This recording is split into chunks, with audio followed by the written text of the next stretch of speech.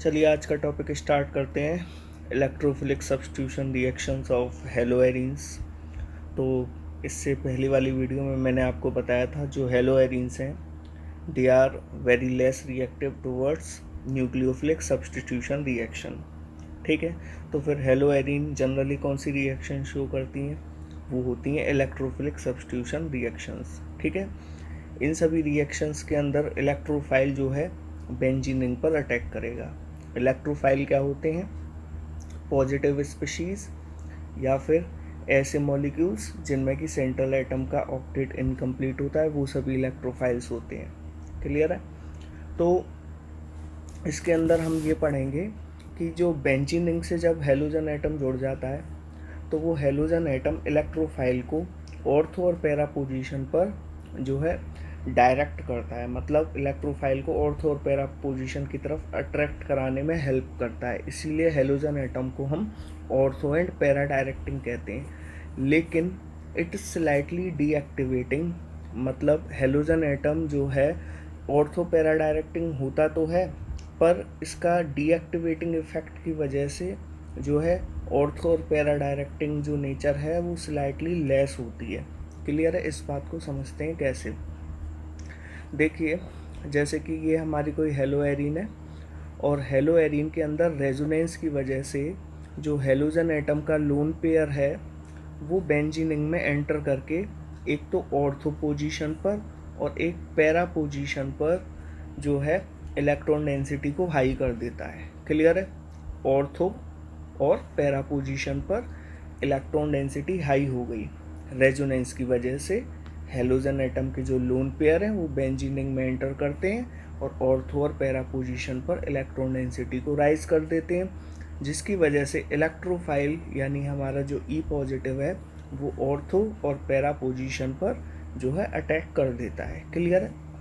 ये plus are effect कहलाता है। प्लस आर इफेक्ट यानी plus resonance effect. Plus resonance effect के अंदर क्या होता है कि लोन पेयर बेंजीन रिंग की तरफ जाते हैं, यानी इलेक्ट्रॉन डेंसिटी इंक्रीज होती है। क्लियर है? लेकिन हेलोजन एटम जो जुड़ा हुआ है बेंजीन रिंग से, उसका एक और इफेक्ट होता है प्लस आर के अलावा। वो एक और इफेक्ट शो करता है, वो है minus I effect. Minus I effect की वजह से बेंजीन रिंग पर इलेक्ट्रॉन डेंसिटी घटती है, मतलब जो ऑर्थो और पैरा पोजीशन पर जो इलेक्ट्रॉन डेंसिटी जो राइज हो रही थी उसका वो अपोज करता है। कौन? Minus I effect. और ये माइनस आई इफेक्ट किसकी वजह से आ रहा है? क्योंकि हेलोजन एटम इलेक्ट्रोनेगेटिव होने की वजह से वो बेंजीन रिंग के इलेक्ट्रॉन को अपनी तरफ शिफ्ट करेंगे। ठीक है, आप देख पा रहे होंगे रेजोनेंस इफेक्ट की वजह से क्या होता है। रेजोनेंस इफेक्ट की वजह से लोन पेयर बेंजीन रिंग पर जा रहे हैं। ठीक है, जबकि माइनस आई इफेक्ट के अंदर उल्टा होगा। हेलोजन एटम बेंजीन रिंग के इलेक्ट्रॉन को अपनी तरफ अटैक करेगा, उसकी वजह से जो ऑर्थो और पैरा पोजीशन पर इलेक्ट्रॉन डेंसिटी राइज कर रही थी वो राइज जो है थोड़ा डिक्रीज हो जाएगा। इसी वजह से जो ऑर्थो पैरा पोजीशन की तरफ डायरेक्ट करने की जो कैपेबिलिटी है वो थोड़ी सी कम हो जाती है। इसीलिए कहते हैं कि halogen atom is deactivating in nature. तो क्योंकि minus I effect plus R का अपोज करता है, इस वजह से जितनी भी इलेक्ट्रोफिलिक सब्स्टिट्यूशन रिएक्शंस होती हैं वो बहुत स्लो होती हैं। ठीक है, स्लो होने का यही रीज़न है। ठीक है, एनसीईआरटी में एक क्वेश्चन भी है कि क्लोरीन एक इलेक्ट्रॉन विड्रॉइंग ग्रुप होता है, यानी माइनस आई इफेक्ट शो करता है क्लोरीन, फिर भी ये ऑर्थो पैरा डायरेक्टिंग क्यों है? आपको पता है ऑर्थो पैरा डायरेक्टिंग का मतलब प्लस आर इफेक्ट। क्लियर है? तो बेसिकली क्वेश्चन ये पूछ रहा है कि सी एल इलेक्ट्रोनेगेटिव होने की वजह से माइनस आई इफेक्ट शो करेगा। क्लियर है? फिर भी ये ऑर्थो पैरा डायरेक्टिंग क्यों होता है, यानी इलेक्ट्रोफाइल को ऑर्थो और पैरा पोजीशन पे क्यों अट्रैक्ट कराता है? इसके लिए मान के चलिए हमारी ये क्लोरोबेंजीन है और इस पर इलेक्ट्रोफाइल अटैक कर देता है, और इलेक्ट्रोफाइल अटैक कर रहा है ऑर्थो पोजीशन पर। ठीक है, ऑर्थो पोजीशन पर अटैक करने के बाद ये जो हमारी स्पीशीज़ बनी, इसमें आप देख रहे हो कि ये पॉजिटिव चार्ज आ जाने की वजह से ये हमारा कार्बोकैटायन बन गया। क्लियर है? ये कार्बोकैटायन बन गया। अब देखिए माइनस आई इफेक्ट की वजह से क्या होगा कि ये जो सी एल है Cl बेंजीन रिंग के इलेक्ट्रॉन को अपनी तरफ शिफ्ट करेगा तो इस पर पॉजिटिव चार्ज इंक्रीज हो जाएगा। पॉजिटिव चार्ज इंक्रीज होने का मतलब हमारे जो रिजल्टिंग कार्बोकैटायन है वो डिस्टेबलाइज हो जाएगा, यानी माइनस आई इफेक्ट की वजह से जो कार्बोकैटायन बना है वो डिस्टेबलाइज हो रहा है।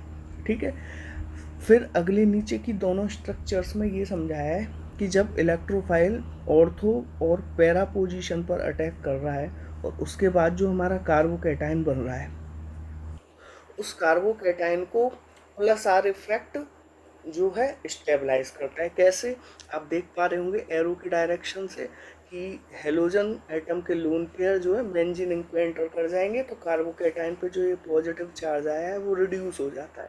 पॉजिटिव चार्ज रिड्यूस हो जाएगा तो जो है हमारी स्पीशीज़ क्या हो जाएगी, स्टेबल।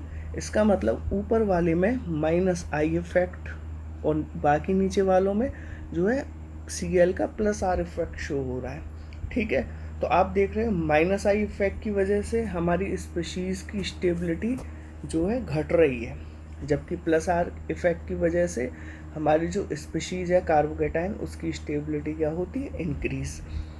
पर माइनस आई इफेक्ट और प्लस आर इफेक्ट एक दूसरे का अपोज करते हैं। आपको ये भी पता होना चाहिए माइनस आई इफेक्ट जो है ज़्यादा स्ट्रॉन्ग होता है प्लस आर इफेक्ट की वजह से। ठीक है, तो क्योंकि ये दोनों अपोजिट होते हैं एक दूसरे के, तो जो प्लस आर इफेक्ट है वो माइनस आई इफेक्ट के प्रभाव को थोड़ा सा कम कर देगा और इसी वजह से माइनस आई इफेक्ट का थोड़ा सा भी प्रभाव कम हो जाएगा प्लस आर की वजह से, तो फिर Cl जो है ऑर्थो पैरा डायरेक्टिंग नेचर को शो करना शुरू कर देगा।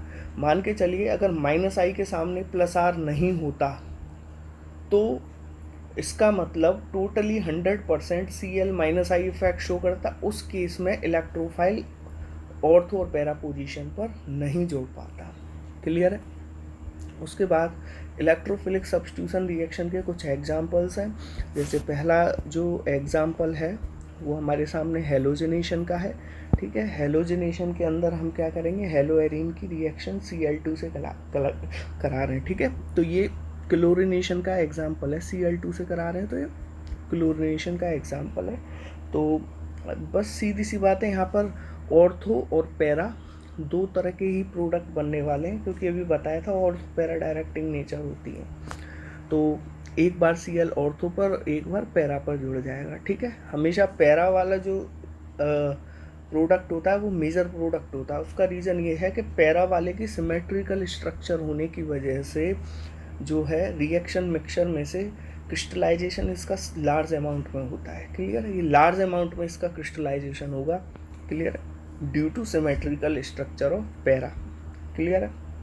अब देखो नाइट्रेशन का मतलब हुआ कि हम ऑर्थो और पैरा पर NO2 जोड़ने वाले हैं, तो उसके लिए हम जो लेते हैं वो लेते हैं कॉन्क HNO3 और कॉन्क H2SO4। इसको नाइट्रेटिंग मिक्सचर भी बोला जाता है। तो आप देख पा रहे होंगे ऑर्थो पर NO2 और पैरा पर NO2। क्लियर है, कनेक्ट हो जाते हैं। उसके बाद सल्फोनेशन में क्या होता है कि ऑर्थो और पैरा पोजीशन पर SO3H जो है कनेक्ट हो जाएगा in presence of conc H2SO4। दो रिएक्शंस और होती हैं, एक होती है फ्रीडल क्राफ्ट एल्काइलेशन और एक होती है फ्रीडल क्राफ्ट एसाइलेशन। तो एल्काइलेशन नाम से ही पता चल रहा है, एल्काइलेशन यानी एल्काइल ग्रुप जोड़ने वाला है। तो अगर आप CH3Cl से रिएक्शन कराते हो तो यहाँ पर जो एल्काइल ग्रुप जुड़ेगा ऑर्थो और पैरा पर वो होगा मिथाइल ग्रुप। ठीक है, और यहाँ एनहाइड्रस AlCl3 जो है ये हमारा ल्यूइस एसिड होता है, यहाँ पर बेसिकली कैटलिस्ट की तरह जो है एक्ट कर रहा है और इसका फंक्शन होता है कि ये इलेक्ट्रोफाइल को जो है ऑर्थो और पैरा पोजीशन तक ले जाता है। उसके बाद जैसा अभी बताया था दूसरी रिएक्शन होती है एल्काइलेशन के बाद एसाइलेशन। एसाइलेशन के अंदर जो है हम CH3COCl से रिएक्शन कराते हैं और ऑर्थो और पैरा पोजीशन पर COCH3 जोड़ जाता है। क्लियर है। उसके बाद फिर आप देख पा रहे होंगे हेलोएरीन की रिएक्शन जब मेटल से कराते हैं। ठीक है ना, और यहाँ पर एक और मॉलिक्यूल है वो है हेलो एल्केन। तो यहाँ से इस तरीके से ये 2NaX रिमूव हो जाता है। 2NaX रिमूव हो जाएगा यानी ये वाला हिस्सा जब यहाँ से हट जाएगा 2NaX ने हाँ 2NaX ही होगा, यहाँ 2 आएगा तो यहाँ से 2NaX रिमूव हो जाएगा। क्लियर। तो यहाँ सिर्फ एल्काइल ग्रुप बच जाएगा जो बेंजीनिंग से जुड़ जाएगा, ठीक है ना। ये बात सबके समझ में आ गई।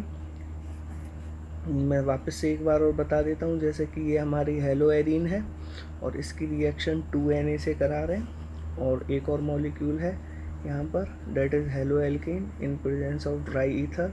तो यहाँ से 2NaX रिमूव हो जाएगा और बेंजीन रिंग पर जो है R कनेक्ट हो जाएगा। क्लियर है, ये रिएक्शन हो जाएगी, ठीक है। इस रिएक्शन को जो है वुर्ज़-फिटिक रिएक्शन कहते हैं, वुर्ज़-फिटिक रिएक्शन, ठीक है।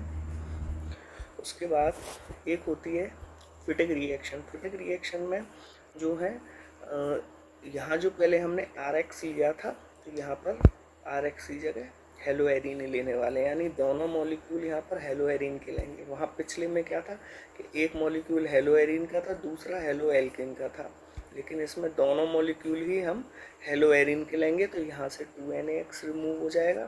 क्लियर है। उसके बाद ये दोनों बेंजीन रिंग आपस में जुड़ जाएंगी, विच इज़ कॉल्ड डाइफिनाइल या बाइफिनाइल, वो एक ही बात है। क्लियर है।